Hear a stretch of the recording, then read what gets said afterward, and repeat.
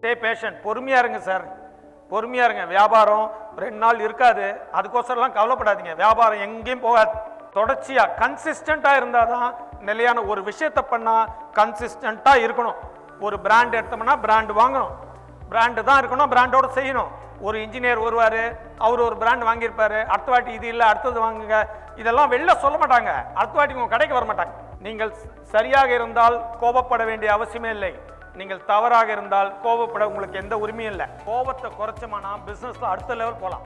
சின்ன சின்ன விஷயத்துக்கெல்லாம் கோபப்படுறது, சின்ன சின்ன விஷயத்துக்கெல்லாம் ஈகோ காட்டுறது, அதெல்லாம் பிஸ்னஸ்ல ஈகோ வேணாம் சார்.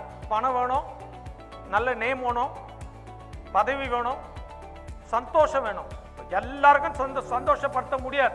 நான் நல்லவனா இருக்க முடியும், நைஸாலாம் இருக்க முடியாது. ஃபோக்கஸ்டா இருந்தா பெரிய பெரிய வெற்றிகள் நமக்கு வரும். ஒரு விஷயத்துல ஃபோக்கஸா இருங்க. நான் சிறிய விஷயங்களை சரியாக செய்கிறேன், அதனால பெரிய விஷயங்களை நான் தோல்வியிட மாட்டேன். சார் சிம்பிளா சொல்றேன் சார், 2 லட்சம் ரூபாய் ஒருத்தர் நமக்கு பணம் தரணும்னா நம்ம போய் பழியா கிடப்போம். 2000 ரூபாய் தரணும்னா போகுமா? கூடாது.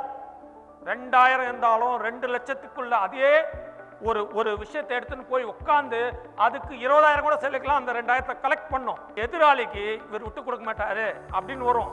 நமக்கே என்ன வரும்னா, நம்ம கொடுத்த பணம் கடைசி பைசா வரைக்கும் வசூல் பண்ணணும்னு ஒரு தைரியம் வரும். அது ஒரு ஒழுக்கம், ஃபோக்கஸ். அதை ஃபாலோ பண்ணுங்க.